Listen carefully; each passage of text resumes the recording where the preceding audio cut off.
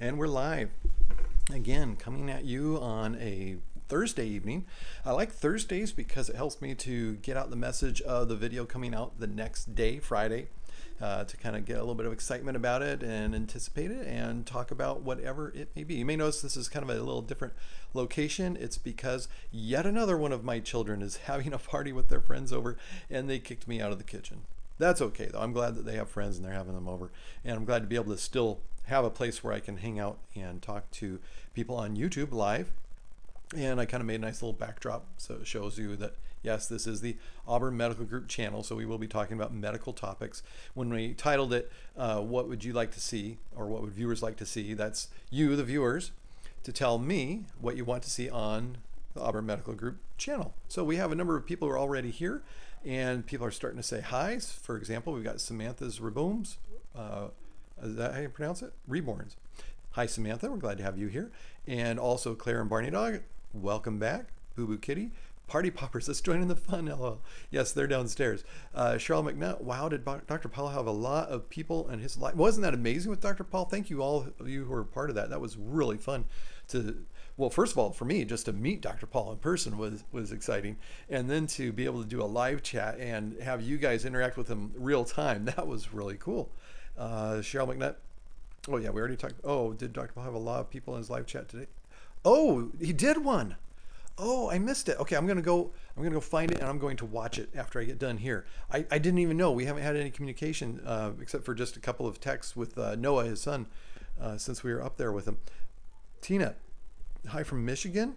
Samantha, I love earwax removal. Okay, good. That's good to know.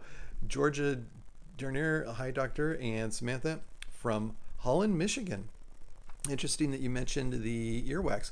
I mentioned that to a patient today, but they still didn't want to share their earwax. Sorry, I did ask for you guys, but they didn't want to share. And evening from Teresa, BooBoo. Watched Dr. Paul before I knew about your channel. And Marilyn Valen, South Carolina, Samantha's Reborns. It is 11:48 p.m. That would make sense if you were 3 hours to the east at night here. Yes, and it's at night for most of our viewers. Melbourne, Florida, Marcia, it's late there also. Judy Young, howdy from Oklahoma. Yes, we're glad to have somebody from Oklahoma joining us this evening. Now, if you guys want, I can actually adjust my camera here. I'm sorry, it's a little more loose and moving than usual. There, we'll try that. Because I don't have it on a tripod, I have it on a monopod, so it's not quite as steady as normal. So did you, oh, let's see, Tina Bates, perfect. Okay, Georgiana Demur, lipomas would be good. Interesting that you should bring that up. We did diagnose a lipoma today. We have not taken one out in our office for several years. Cheryl McNutt, what do you know about leaky gut? Samantha Reborns, the use of Samantha Beloved, love to change my name. Sibling, hi from Toronto, BooBoo, no problem, Dr. Vaughan, thank you. Yeah, we were talking about the lipomas. The reason we don't take them out now is because you're getting a lot deeper into the subcutaneous tissue than with just skin procedures that we usually do. And until we get some form of electrocautery, we're probably not going to do any more of those, if we even do. We also found that not all insurances pay or contracted. I'm not contracted with all the insurances to do that particular procedure. And one time we did a major one on a patient because you bill for it by the size of it, and it was like this. Here, look, as big as my head. No, it was more like half my face, but we didn't get paid for it, so that kind of soured me on the whole thing. Marilyn says, I have never seen you with the so-called tremor. That's because it's not that big of a deal. Yeah, you kind of have a hard time making it out right now. Well, maybe that little finger's wiggling a little bit, but it really isn't that big of a deal on me. It's just that when you have the image on a video magnified because you're using a lens, a really long lens, so that the procedure we're doing fills up the whole screen, then any little tiny bit of tremor is magnified and it looks much more dramatic than it is, and so people comment on it. So that's what the whole thing about the tremor is. No, I don't have much more of a tremor than a whole lot of doctors. It's just that it's magnified when you use a long lens to make the lesion look big on the screen so you can see what's going on there. And hi from Central New York, from Farm Girl, Maryland. Oh yeah, you said the tremor. Teresa, Had a lipoma with fingers through muscled. Samantha's, do you do pimple popping or blackheads? Do you know, Sandra Lee? We've exchanged a few emails. I got to meet with her brother, who runs a portion of her business, a part of her business, and got to talk to him for a while once.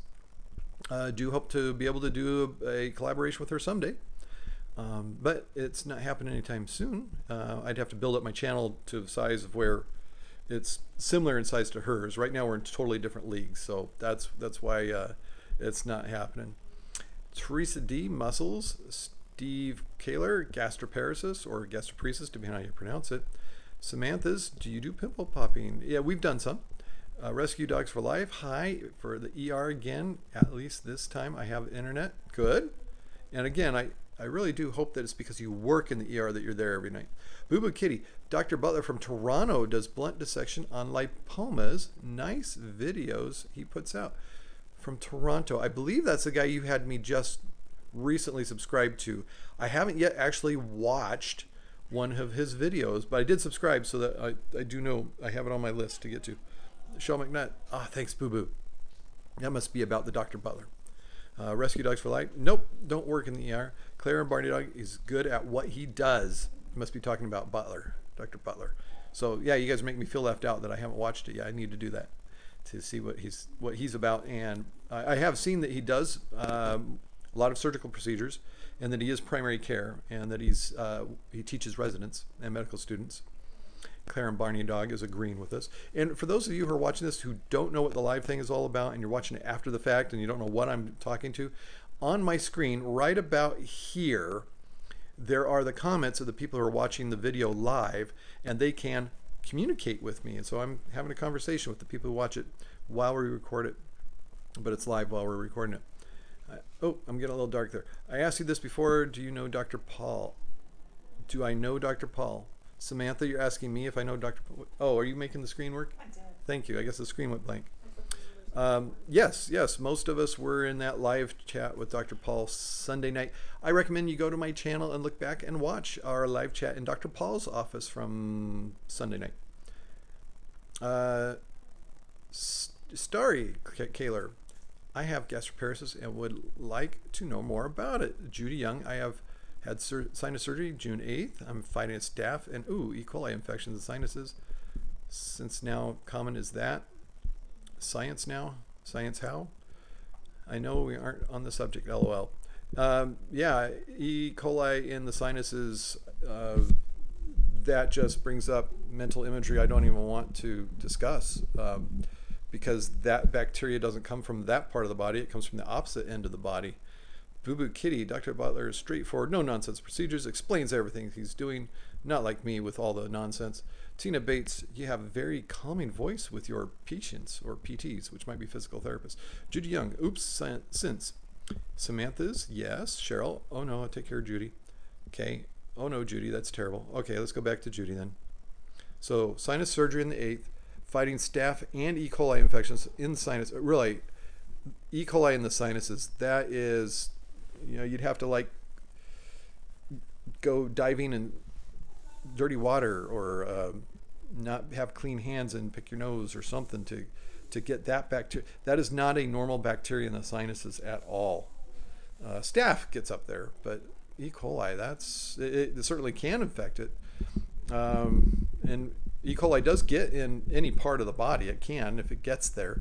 We used to talk about something called dung lung, which is quite often fatal when people aspirate stool, and that would be a ton of E. coli. Claire and Barney, I had holes drilled in my sinus so they can be drained when infected. And a lot of times that procedure will actually heal, unfortunately, so that people have a return of the sinus symptoms after a period of time. BooBoo, Dr. Vaughan, how you're special. We like the way you are. Judy Young, I got it from surgery. Oh, okay. Whoa, wow. Wow. Not good if you're getting E. coli sinusitis from surgery. That would be a not clean environment.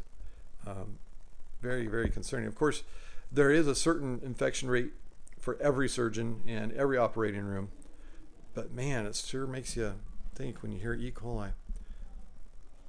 BooBoo. Oh, my Judy. Malpractice. Claire and Barney Dong. I have good for 20 years. Have been good. Awesome, Claire. That is unusual to get lasting relief from sinus surgery for that long.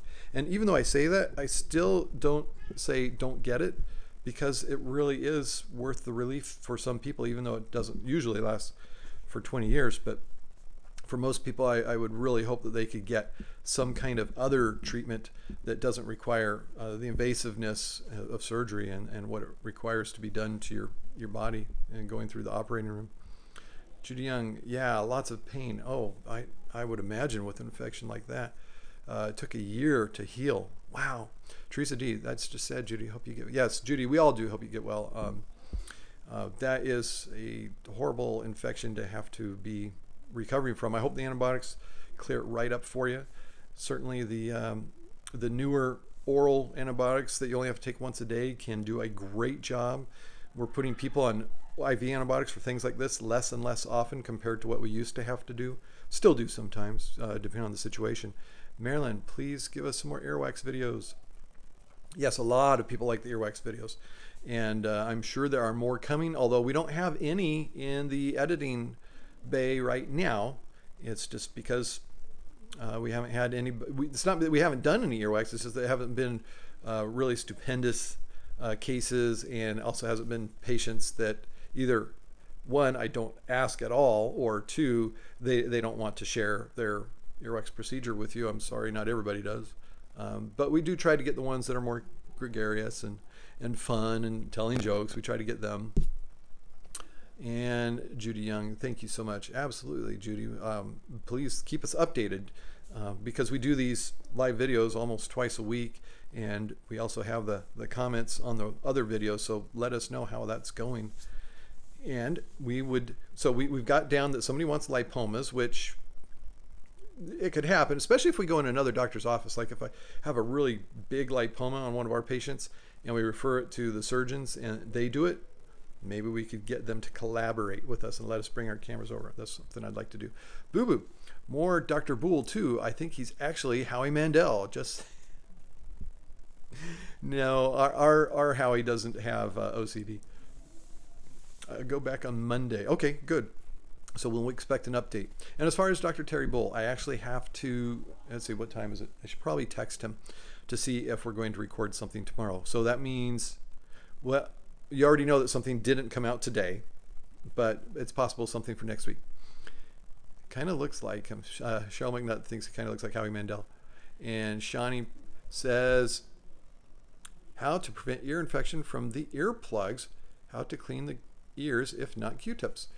Maybe just like Dr. Paul always recommends, as long as you have an intact eardrum, and that's something that you have to get determined because you can have one with a rupture and you don't even know it. That can happen if it's been there a while, never healed. But if it's intact, opening up the ear in the shower and let the water get in, and then over-the-counter earwax removers are things that will help to keep the ears clean.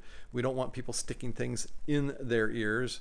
There is a very, very fragile membrane at the end of that canal called the tympanic membrane or eardrum, and they break with just a Q-tip that's being used to clean. It breaks it, or other things that people stick in there, bobby pins or keys or whatever. So that's why we don't recommend that people stick anything in there, because you can't see to what you're going into. In the office, when we do it, we see what's there that we're going into.